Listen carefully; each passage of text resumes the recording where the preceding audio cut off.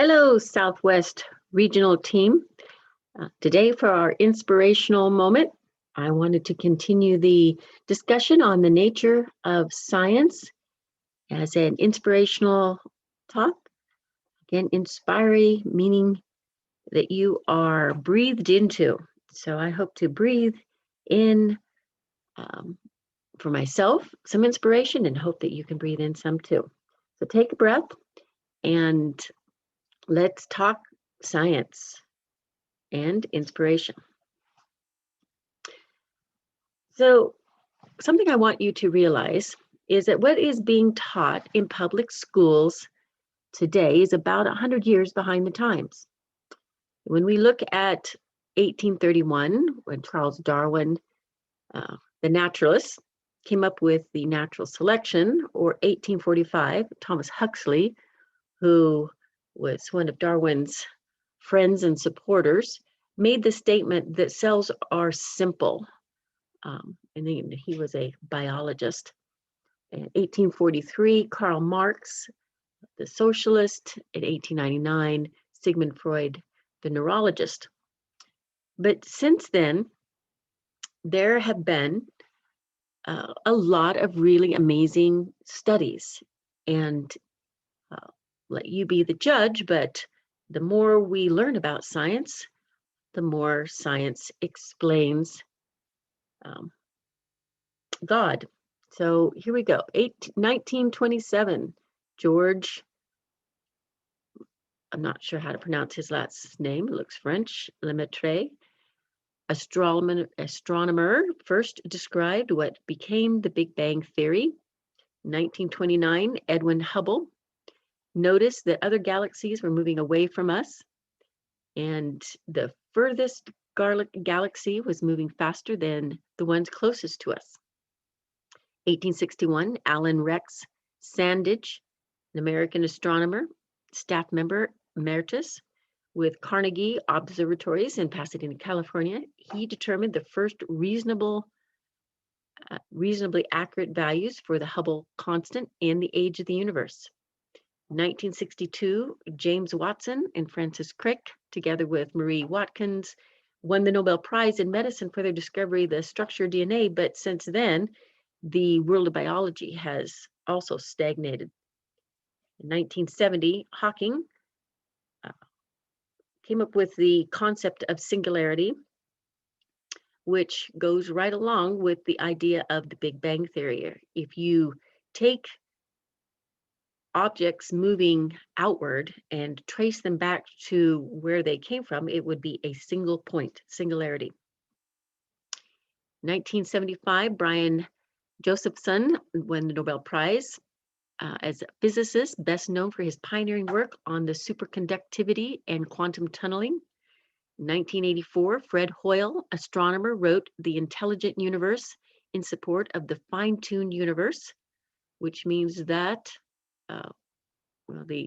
we'll go over the definitions of, well, let's do that now. Fine-tuned universe is the proposition that the conditions that allow life in the universe can occur only when certain universal dimensionless physical constants lie within a very narrow range of values, so that if any of the several fundamental constants were only slightly different, then we would not exist at all. So at some point, things are beyond coincidence. So that was Fred Hoyle in 1984. 1985, Dean Kenyon, PhD and biophysicist, Stanford University, professor emeritus of biology, San Francisco State University, and co-author of Biochemical Predestination. 1990, Douglas Axe, PhD, chemical engineering, Caltech, Maxwell Professor of Molecular Biology, Biola University, author of Undeniable: How Biology Conforms Our Intuition That Life is Designed. In 1998, Gunter Belchi, PhD in paleontology from Germany, former scientific curator, State Museum of Natural History in Stuttgart, and senior scientist in the Biologic Institute. In 2000, Francis Cullings, a geneticist, former NIH, wrote The Language of God. 2021, Stephen Mayer, geophysicist, PhD, philosophy, University of Cambridge, wrote Darwin's Doubt, Signature in the Cell, and Return of the God Hypothesis. And from Stephen's work, Return of the God Hypothesis, there's a couple of quotes. So one from Josephson, who we mentioned before. He was actually one of the credits um, in the book, Cambridge University Fellow of the Royal Society, where he says, pursuant by Mayer that intelligent design is a valid science.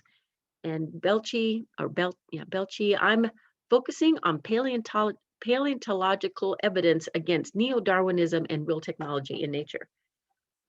And he's a pretty funny guy. If you look at his website, there's a link there.